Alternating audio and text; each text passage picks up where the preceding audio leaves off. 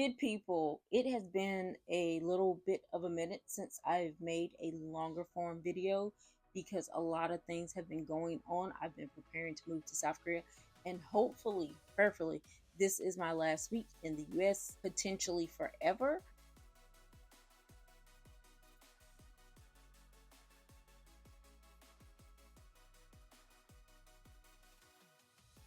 I promise you, anytime you are trying to make a big change in your life, you're trying to improve yourself, you just want to do something different, things are going to happen.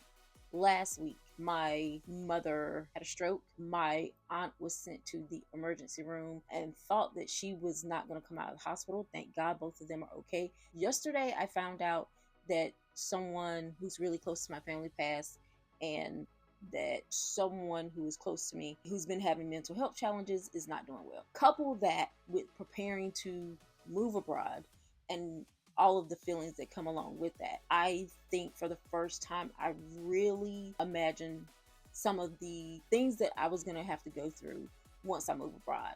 This may be my last time seeing a lot of people in my family. I may never make it back here, which means if someone passes, I won't be able to be here for my family to offer comfort, and I may be on the other side of the world having to deal with that grief.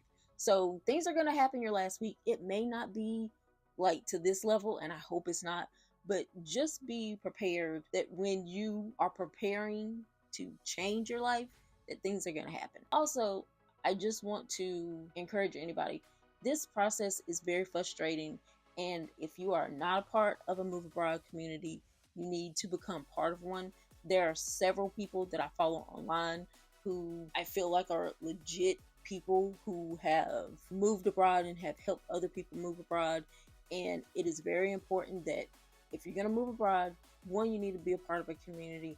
Two, you need to make some friends with some people who are in the process like you are or ahead of you, because I promise you things are going to come up and you're not going to have an answer to it. And to be able to have someone that you can send a message to, call, meet up with, is going to not only help you not be so frustrated, but also help you get through this process with a little bit more sanity than you would have if you tried to do it alone.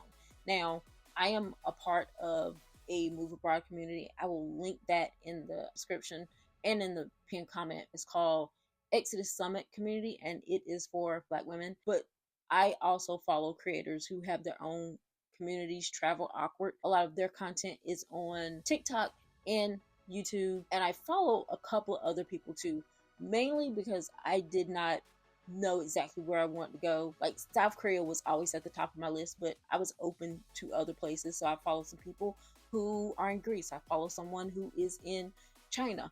So ever place and whatever job you want to have, find people who are doing that, so you have someone who knows the questions you ask that you are not even going to think of. I wish that I had been more engaged in the particular community that I'm a part of before, because I would not have used the recruiter that I'm using now. And even though went through this other community, and they are so much further ahead than I am, mostly because the leader of that community is an American.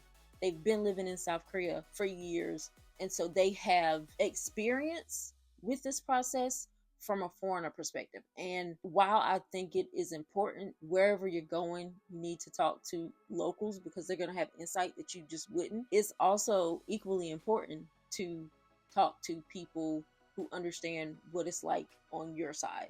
So had I just not even more patient, but more engaged, I would have gone through this community, and I think I would have a sense of a little less anxiety and frustration if I had done that versus working with this recruiter who has been helpful and also not helpful at all.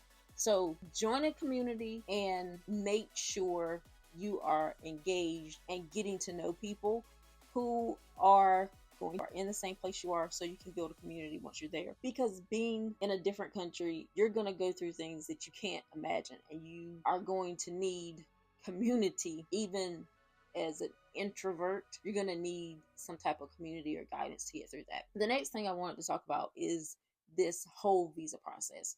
I've made a couple of videos talking about the documents and everything, and I'm still going to make a video about what the actual cost of this whole process was. I've spent at least $400 or $500, maybe more, once you start counting gas, traveling to Atlanta, and things like that. So there is a significant monetary investment that most people don't think about, and I want you guys to be aware of that. So if this is your plan, that you can start putting aside the money, hopefully sooner rather than later, because there are some things going on that may make it more difficult in even the next 3 to 6 months to move abroad.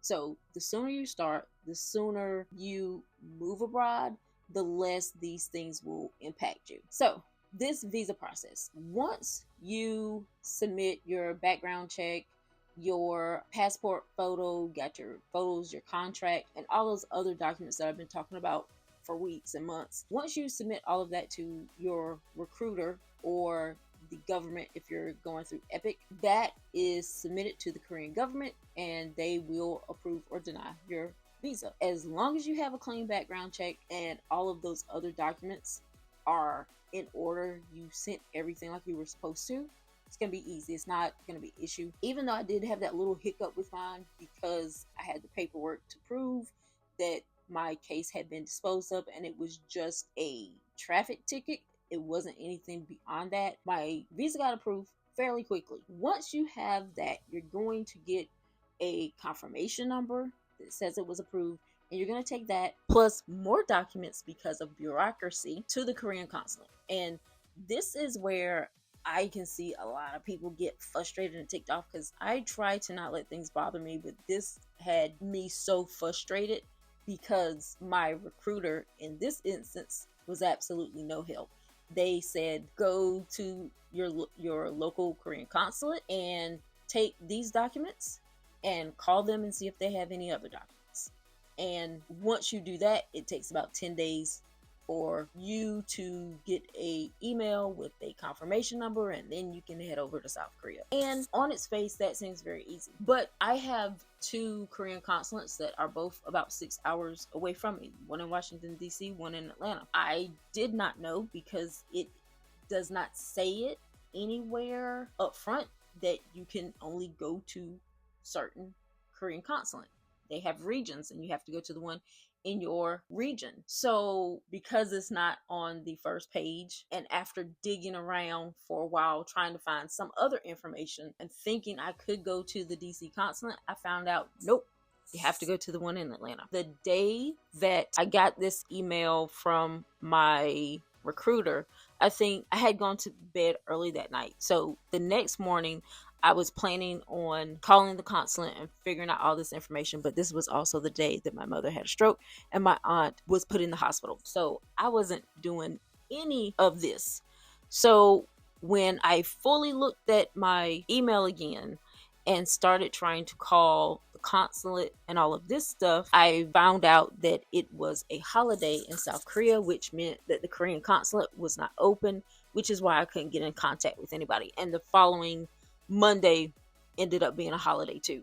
So I was annoyed because my recruiter was like, yeah, you got to talk to these people and find out what other documents they need. But I couldn't talk to anybody.